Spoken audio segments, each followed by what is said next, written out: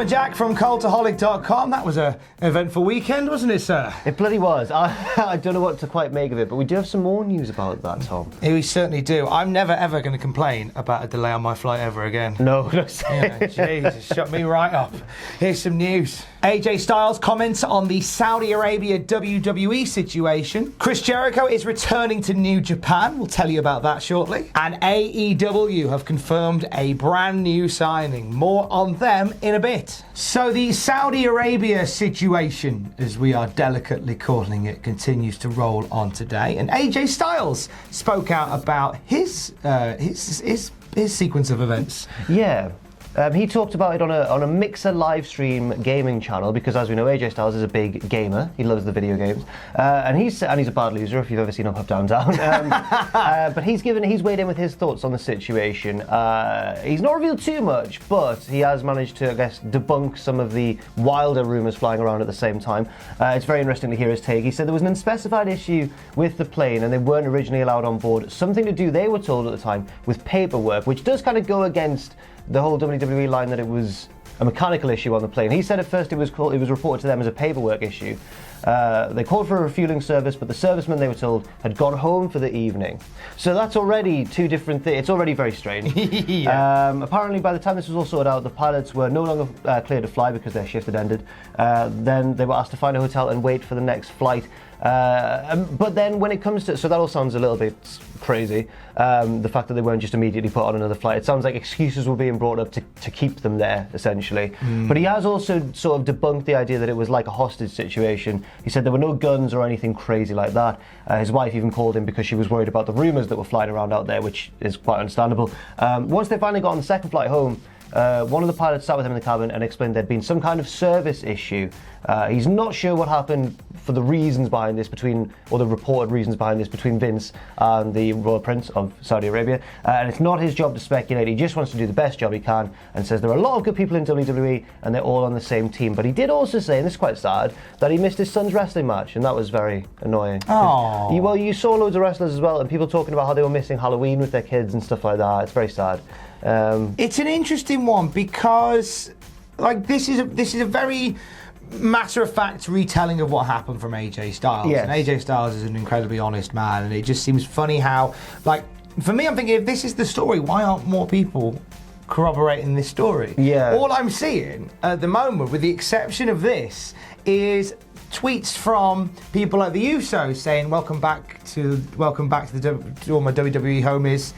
Stay safe, no one knows the real hustle. Right. You know, things like Rusev saying, say a prayer for us, brother. Yeah. And like there was a tweet that went out which said Vince McMahon left his men on the battlefield. Yeah. And Scott Dawson liked it. Or the Andrade one, which was just back home safe now, and then the emoji with the zipped up mouth. Yeah. Not saying it. It all seems to imply that there's something untold, something deeper going on that hasn't quite been openly It really does, but then like this, like, if this isn't what happened, this is a really elaborate lie from a very honest guy. So I'm really confused. I don't know if he's lying. It might just be a case where, for example, when this was all kicking off, maybe he kind of.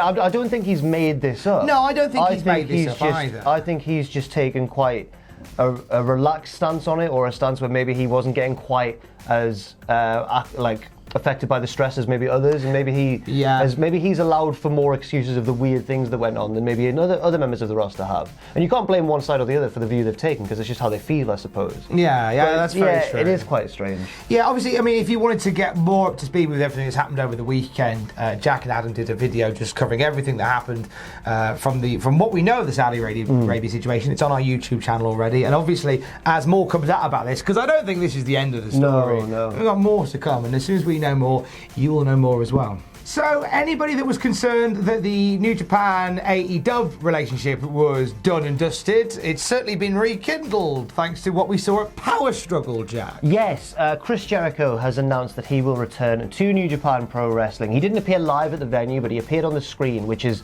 kind of following the theme of how Chris Jericho has announced his arrival in New Japan the past few times he's had a match there, and it's very exciting. He's indeed. in full Painmaker attire and everything. He's gone back to his new. I like how Jericho and also Moxley, they've got their not their characters, but their gimmicks differ very slightly in New Japan and AEW. So over there, Jericho's trying to be more like the terrifying outsider, Bruiser Brody heel, and obviously in AEW, he's been more of an obnoxious 21st century Ric Flair kind of character. Yes. And Moxley, he's done little things like he's changed the name of. His finisher's got different names. It's the Death Rider in New Japan. It's the Paradigm Shift in AEW. So I like how there's a bit of a separation because, as we know, they don't have the closest of working relationships. But as you mentioned, it does seem to be working out on some level. Well, yeah, of course. If that's happening, then surely there's some good there. But that wasn't the only major return last night. It wasn't. But first of all, I should mention that Jericho appeared. He appeared on screen and at Power Struggle and challenged Hiroshi Tanahashi, the former ace, or in many people's eyes, the still remaining ace of New Japan Pro Wrestling, to a match at Wrestle Kingdom 14. Their match will take place on the January 5th portion of the event because it's going to be a big 2-day extravaganza in 2020, which is tremendously exciting. But yes, it wasn't the only return. One that New Japan fans will be very, very happy to see was in the form of Hiromu Takahashi, not to be confused with Tanahashi, Jericho's opponent. Hiromu Takahashi in the junior division, who returned after a long, long absence due to a pretty horrible neck injury, actually. He injured his neck in a match against Dragon Lee. 16 months ago. Or it was. A long while back. I genuinely wasn't sure if we'd see him back at all. No, but he has, in recent months at least, been teasing on his own Twitter in his own kind of haphazard way and on the screen and everything. There's been timers counting down, but they've all had different times, so it's been hard to tell when exactly he's been coming back. But it appeared on the screen and started counting down, and then a little cat appeared and lit the spark, and the time bomb blew up. It all makes sense if you're familiar with Hiromu Takahashi. And he came out, and we saw him for the first time in a long time, and the fans were the pop was enormous. Everyone was loving it. He came out and basically challenged Will Ospreay to a match on night 1 of Wrestle Kingdom on January 4th. That has all the makings, as long as Takahashi is able to shake off the understandable ring rust by then, that has all the makings of like an amazing match between two of the best junior heavyweights in the world. You forgot the most important part of the return. He debuted a new cat. He's got a new cat as well. He's got a new cat. He's already had one. He's already had Daryl, the black and white cat. Now he's got a red and white cat as well, which has made Sunderland fans like myself tremendously happy. I'm really sad. I got a cat recently, and we named him Pablo. I'm gutted I didn't call him Daryl. Daryl's a great name for a cat. Strong name for a cat. Yes. But no, they are a pair of really big matches. Jericho versus Tanahashi and Takahashi versus Ospreay for the Junior Heavyweight Championship. That should all be very, very exciting. And also, Tom, I believe the direction they're going in is that on night 1, there'll be a match for the main title, the Heavyweight Championship, and the IC Championship. And then on night 2, there'll be a double champion match between the two winners. I know, it's all kicking off in January. Unification time. Back to WWE, and that fraught episode of Friday Night SmackDown brought the people in, unbelievably. They're nearly back to where they were numbers-wise, but I think after last week at FS1 it couldn't have been much worse. But an NXT-laden episode of SmackDown did all right, didn't it? It did. Did all right. So according to The Wrap, Friday SmackDown drew 2.543 million viewers and a 0.8 rating, which is compared to the 2.418 million viewers and a 0.7 rating when it last aired on Fox 2 weeks ago, which represents a 14.3% improvement. Oh, maths. But it was a bit of a hectic one, Tom.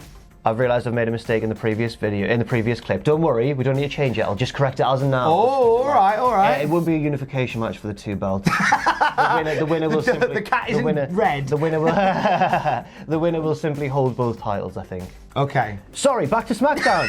14.3% improvement. You know when you wake up in the middle of the night, you're like, I've left the oven on. Or something. It was like that.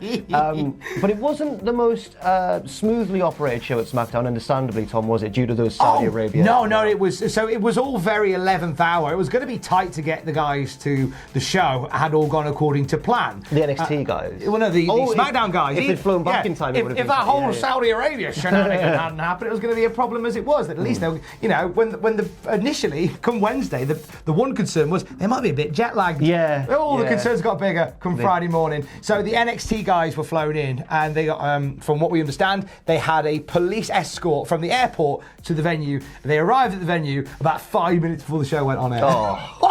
This is why Brock Lesnar went out first with Paul Heyman, and they did the whole bit where Brock Lesnar quit SmackDown. Now the rumour and innuendo is this was meant to happen on Raw tonight. Yes. Which is why we haven't had a Raw preview at time of recording. Normally by now they've gone like 5 things that are happening on Raw tonight. Maybe because they're still writing it. They're still writing. Yeah, because if the rumour is Brock Lesnar was meant to turned up on Raw tonight, Yeah. and that was the big shock thing. I reckon this is just the theory of news hack Tom Campbell and no one else. I reckon the NXT thing was supposed to happen on Raw tonight as well. I reckon they've had to pull that forward. That would make sense. I see where you've got that theory from. I think so. But do you know what? It was actually a great episode. Oh, it was a great episode, especially that main event between Daniel Bryan and Adam Cole. Oh, it was very, very good. If the SmackDown roster can get stuck in Saudi Arabia more often, then the show would be great. I'm kidding. Don't ever do that. The other thing what I loved about this was there's little stories from times like this of people stepping up when needed. So obviously the NXT guys were all phenomenal that night, but 10,000 points to Charles Robinson, right? The referee Charles Robinson, who when the word went out that there was going to be a massive shortage of people on the ground for Friday Night SmackDown, Charles Robinson got out there, he was putting the ring together, he was setting the stage up, he was building everything. Like, Charles Robinson just got his hands done. Charles Robinson does this from time to time anyway, where he builds the ring and stuff, but he took on a more active role of building the set. Like, he's an absolute lad. Should be a future Hall of Famer, Lil H. World title contender, Charles Robinson. And finalama, AEW have themselves a new signing. Cody excitedly tweeted about it last night, and here is Jack to tell you who it is now. It is Shanna. If you watched last week's AEW Dynamite, you'll have seen Shanna versus Hikaru Shida. It was Shanna's debut with the company, but it was unclear at the time whether she was going to be a full-time signing or whether she was just brought in for that one match. The consensus seemed to be afterwards, and I certainly agreed, that she was really impressive and really good. And she's not a wrestler that I was too familiar with beforehand, even though she is an experienced member of the UK independent scene. Was that your phone? That was Shanna just texting me to let us know that she's excited to join AEW. Yeah, exclusive here. Exclusively, Shanna's texting me. But Cody actually responded and said she was excellent and she's full-time. He tweeted this out upon confirming her signing with the company, which is great news because she was really good, and I think it's good that they've signed her. Strengthens the women's division. I really enjoyed her work on AEW, and I'm quite excited now to see AEW building for the future with this, because we've seen them, like, they've made those big heavyweight signings when they launched. John Moxley is all elite. Chris Jericho is all elite. Rick and Morty are all elite. Your heavyweights. And then you've got guys like Anthony Ogogo, who was on Straight to Hell. Ross's best friend, Oh, God, they are defo going to the pub at some point. They together, got on so well. It's so good. It's the bromance that we never knew we wanted. Yeah. It's a romance better than Twilight. And so it's like people like that where they're building for the future. And someone like Shanna is a really, really exciting purchase for AEW. Yeah, I think More of her in the future. Thank you, please. Hey, thanks for watching. Don't forget to leave a comment in the comment section down below. You can support us on Patreon by going to patreon.com/Cultaholic. Lastly, don't forget to hit subscribe and join us.